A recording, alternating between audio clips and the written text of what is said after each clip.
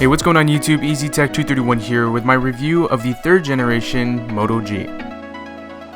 So when I'm reviewing a phone at this price point, the first thing I pay attention to is the build quality. So really, what can you honestly expect out of a phone that costs $179 off contract? The phone is made out of plastic, with the only premium material on this phone being that small metal strip in the back that houses the camera, flash, and Motorola's signature dimple, which by the way is a little more shallow than the ones found on previous Moto phones. The back is a little different from what we're used to, with these tiny little ridges which give the phone a very interesting but nice feel in the hand. Although I try not to make a big deal out of the back materials because 90% of the consumers out there will most likely slap a case on the phone and forget about the back anyway. But nonetheless, the back material is nice, and I do actually welcome the difference comparing it to other phones out there. So overall, I was pretty impressed with the build quality of the phone and how solid it felt in the hand. There's no creaking, no squeaking at all. It's nice and surprisingly weighty, and it really doesn't feel too cheap. So the front of the phone sports a 5-inch 720p display that may not sound too hot, but it actually isn't that bad. In fact, the screen looks pretty nice. Now, it's no Samsung AMOLED display. In fact, colors are a little washed out. But in using the phone, the screen didn't really bother me at all, which is crazy coming from a Note 4 user.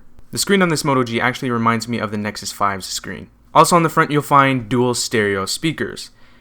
Nah, not really. Unfortunately, Motorola decided to stick the speaker in the bottom grille and in the bottom grille only, so we're not going to get those awesome dual stereo speakers found in the 2015 Moto X, sadly. But sound quality did not disappoint. Now, I've been using Samsung devices for the past few years, and all of their speakers have been on the back of the phones, so phones with front-firing speakers have definitely spoiled me. But the single speaker on the bottom does deliver a decent full sound with a hint of bass, and it does get nice and loud, so you'll get a nice overall experience when watching movies and playing music. In terms of buttons and ports, you'll find pretty much what you would expect, with the volume rocker and textured power buttons on the right side, headphone jack up at the top, and micro USB port at the bottom. Taking a look underneath the hood, we'll find our micro SIM card slot, our micro SD card slot, which supports up to 32 gigabytes. You'll also find where the 2470 mAh battery is sealed underneath this plating. Now, the back cover itself has these 2 rubber covers used to seal the ports to protect them from water because yes, this phone is water resistant. Now, that's not to be confused with being waterproof. The Moto G has IPX7 certification, which allows the phone to be submerged in fresh water for up to 30 minutes in up to 3 feet of water. So don't go taking this phone swimming or anything like that. Another thing I want to point out is that you may want to double check to make sure that the back cover is sealed completely, otherwise water will get inside and damage those ports. Now, taking the phone out of the water and opening the back, there will be a little bit of water, but don't worry, as long as the back cover was snapped into place all the way, those rubber flaps will protect against water getting inside those ports. Just wipe it off and you'll be fine.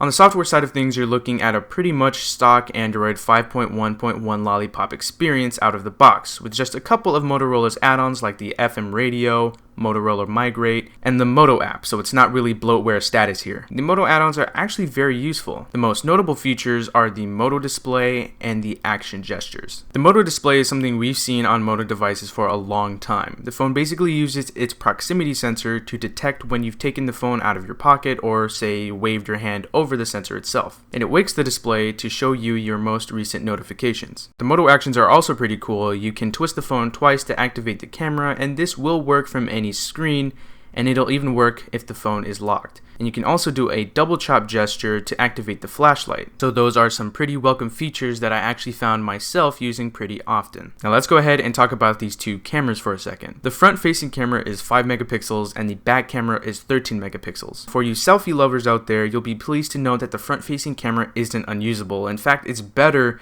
than the Note 4's front facing camera. Granted, almost anything is better than that camera, but the 5 megapixel camera actually does a pretty decent job at taking pictures. Now, I really wasn't expecting good performance out of the 13 megapixel camera on the Moto G, not only because of how much the phone costs, but because Motorola has a bad rep when it comes to their smartphone cameras. However, the camera on the Moto G surprised me. Pictures came out crisp, clear, and colorful. The 1080p video quality is also pretty impressive.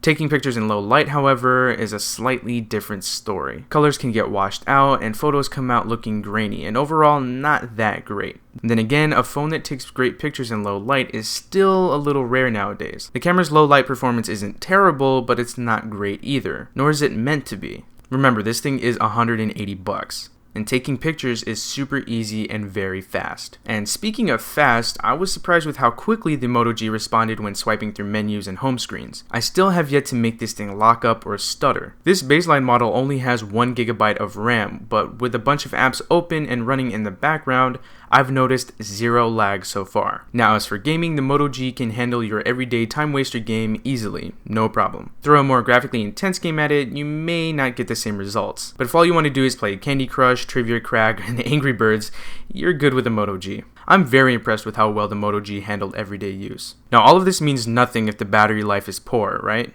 Right. Now the 2470 mAh battery may be a turnoff, but remember, it's only powering a 5-inch 720p display. So battery life on the Moto G is very good. I can easily, and I mean easily, get through a full day's use with the Moto G.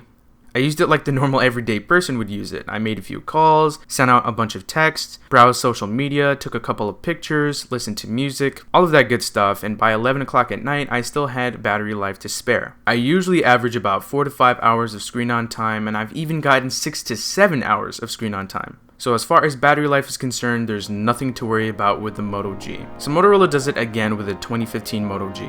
As for pricing, you've already heard me mention the baseline model's $179 price tag a whole bunch of times. However, $219 will get you double the RAM and double the storage, so it's up to you which model you need. And of course there's the Moto Maker, which is Motorola's pretty awesome customization engine you can use to make your Moto G look the way you really want it to, with a whole bunch of different colors. So overall, I really like the 2015 Moto G. It doesn't have all the cool flashy specs of the top of the line phones out there, but this phone really wasn't meant to be a top of the line phone. It's a low to mid-end budget smartphone that just works and works well. I would definitely recommend this to almost anyone who's looking for a phone that actually performs well and one that won't break the bank. This is the best phone under $200. Period. That's it for the review, guys. I hope you enjoyed it. If you did, feel free to smash that like button. Also, let me know what you guys think of this year's Moto G in the comments below. And don't forget to follow me on Twitter at EasyTech231. And I'll talk to you all in the next video. Later, guys.